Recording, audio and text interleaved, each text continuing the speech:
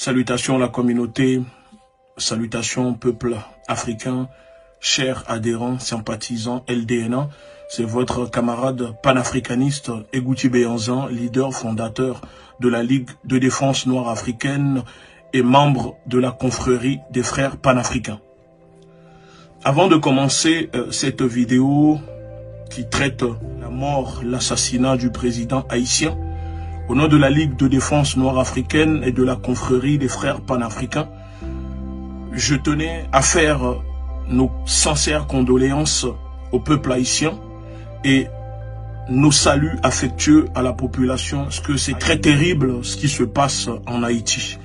Je sais que les panafricanistes, nous sommes très peu à parler de ça, de ce qui se passe en Haïti. Malheureusement, ça n'intéresse pas grand monde. C'est comme ce qui se passe sur le continent africain.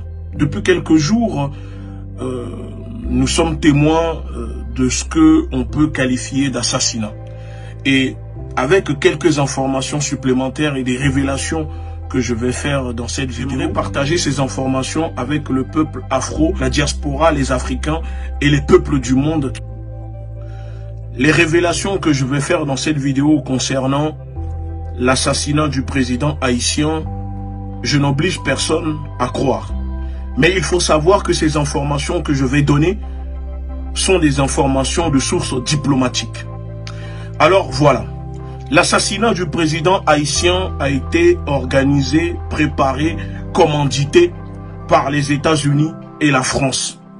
Et de plus, je peux l'affirmer que le président haïtien a été prévenu par les services de renseignement vénézuéliens et russes de l'assassinat imminent programmé contre sa personne. Pourquoi ce dernier n'a pas pris cette précaution? Ce que je suis en train de dire ne sont pas des mensonges.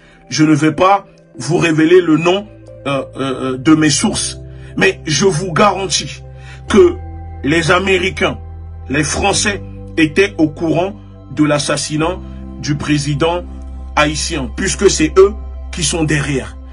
Étant donné que le Venezuela et la Russie ont pris le temps de prévenir la présidence haïtienne de ce qui se préparait contre le président haïtien, la question que moi, je pose ici au public, au gouvernement haïtien, comment se fait-il que le soir de sa mort, la sécurité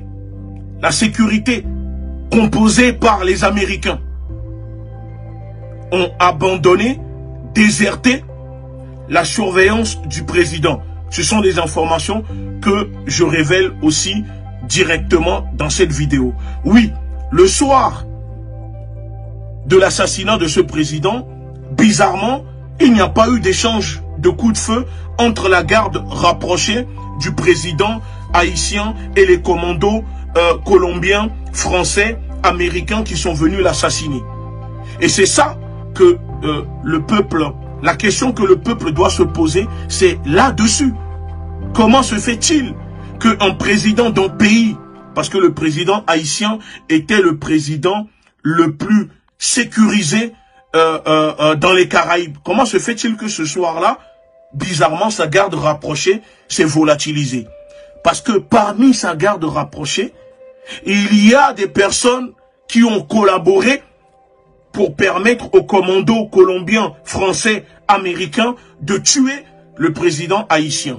Parce que ce président, en plus de faire partir de cette liste de présidents refusant la vaccination contre le Covid-19 dans leur pays, qui sont morts aujourd'hui, le président tanzanien, le président de Burundi et aujourd'hui le président haïtien. Ça, c'est juste en parlant. Je dis dans cette vidéo, j'assume les révélations que je suis en train de faire, que la Russie et le Venezuela, les services de renseignement de ces deux pays ont prévenu le gouvernement haïtien de l'assassinat en cours contre le président Jovenel Moïse.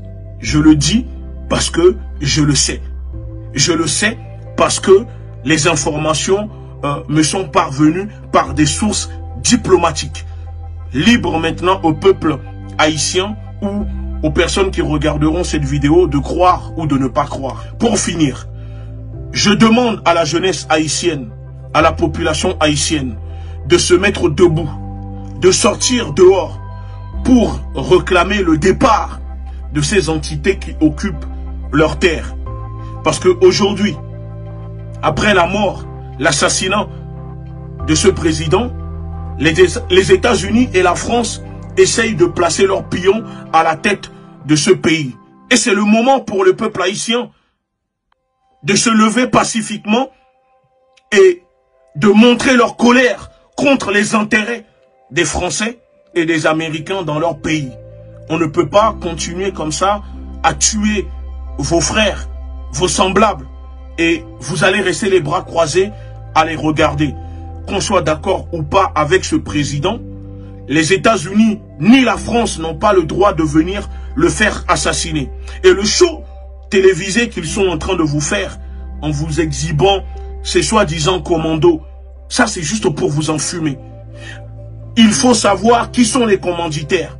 Et les commanditaires, je vous dis, de sources sûres, diplomatiques, que c'est les États-Unis et la France qui ont fait assassiner le président haïtien et que le gouvernement haïtien a été prévenu par le Venezuela et la Russie de l'assassinat en cours contre leur président. Je finis en disant mon salut affectueux à la jeunesse haïtienne, au peuple africain, au peuple afro-descendant et au peuple du monde qui lutte contre l'impérialisme, qui lutte contre l'oppression de l'oligarchie occidentale.